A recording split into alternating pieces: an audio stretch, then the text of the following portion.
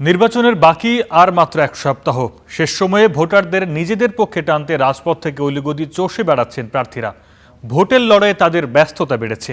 একদিকে প্রতিশ্রুতি, অন্যদিকে প্রতিপক্ষের সমালোচনা, সব মিলিয়ে জমজমাট মাঠের রাজনীতি। ভোটার টানতে বিরামহীন প্রচারণায় রাজপথ থেকে অলিগলি চষে বেড়াচ্ছেন প্রার্থীরা।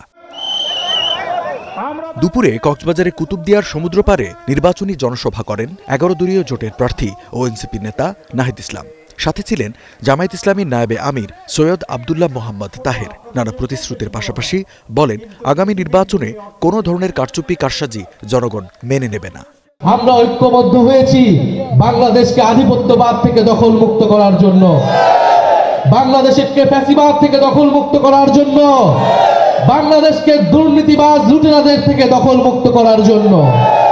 এইবারের নির্বাচন অত্যন্ত গুরুত্বপূর্ণ। এটা ত্রয়োদশ জাতীয় সংসদ নির্বাচন। এর আগে আরো 12টি নির্বাচন হয়েছে।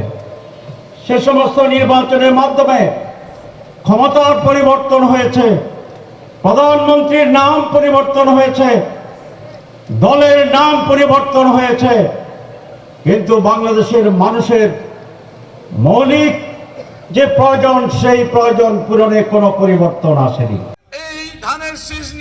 ঠাকুরগাঁও সদরের ফারাবাড়ি এলাকায় নির্বাচনী পথসভা করেন বিএনপি মহাসচিব মির্জা ফখরুল ইসলাম আলমগীর। এ সময় স্থানীয় জামায়াত প্রার্থীর সমালোচনা করে তিনি বলেন, নিজের অবস্থান বুঝে সমালোচনা করবেন। এবার ভোট জালিয়াতির শঙ্কা নেই বলেও আশা করেন মির্জা ফখরুল।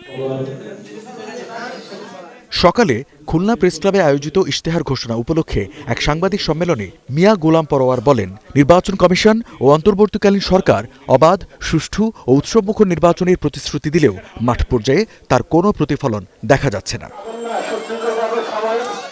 সিরাজগঞ্জ ২ আসনের বিভিন্ন প্রান্তে পথসভা, উঠার বৈঠক ও গণসংযোগে ব্যস্ত সময় কাটাচ্ছেন বিএনপির স্থায়ী কমিটির সদস্য ও ধানের শীষের প্রার্থী ইকবাল হাসান মাহমুদ টুকু। চাঁদাবাজ ও দুর্নীতিমুক্ত দেশ গড়ার প্রতিশ্রুতি দিয়ে ভোট চাচ্ছেন সিরাজগঞ্জ ৪ আসনের জামায়াত প্রার্থী রফিকুল ইসলাম খান। ভোলা সদর উপজেলার উত্তর দিগলদি কোরালিয়া গ্রামের ছেলে বিজেপির প্রার্থী আন্দালিব রহমান পার্থ। সে এলাকায় ছেলের পক্ষে ভোট চাইলেন মা রেবা রহমান। উঠান বৈঠকে বিএনপি সমর্থিত পার্থর গরুর গাড়ি মার্কায় সবাইকে ভোট দেওয়ার আহ্বান জানান তিনি।